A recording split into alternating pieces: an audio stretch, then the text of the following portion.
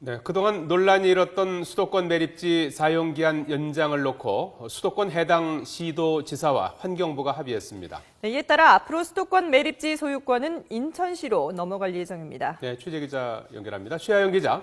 네, 사회부입니다. 그동안 논란이 됐던 수도권 매립지 문제가 최종 합의를 이룬 거군요.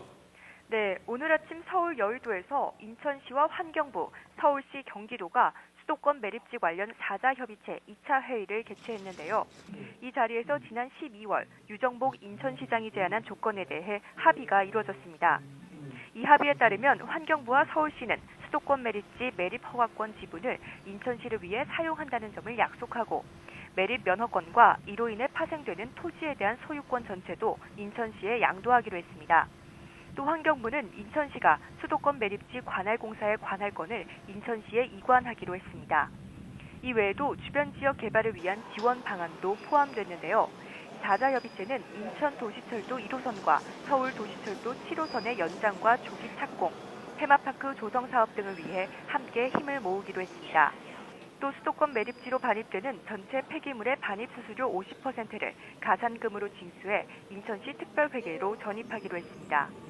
특별회계는 매립지 주변 지역 환경 개선과 주민 지원 등에 쓰이게 됩니다. 자, 일단 인천시가 요구했던 선제적 조치가 사실상 모두 수용된 것 같은데요. 이렇게 되면은 수도권 매립지 사용 기한 문제는 어떻게 되는 겁니까? 네, 4자 협의체에서 인천시가 제안한 선제적 조치가 사실상 모두 수용하기는 했지만 매립지의 사용 기한이 당장 연장된다고 말할 수는 없는 상황입니다. 매립지 문제의 주요 당사자인 인천시는 이에 대해 아직 명확한 입장을 내놓지 않았는데요. 인천시 관계자는 다만 이에 대해서 모든 가능성이 열려 있다는 정도로 이해해달라고 말했습니다. 당장 기한 연장에 대해서는 단전적으로 말할 수는 없지만 4자 협의체를 통해 수도권 폐기물을 안정적이고 효율적으로 처리하기 위한 방안을 조속히 마련하겠다는 것입니다. 이 관계자는 이 논의를 통해 대체 매립지를 찾을 수도 있고 기존 매립지의 사용 기한을 연장하는 것도 가능하지 않겠느냐고 말했습니다.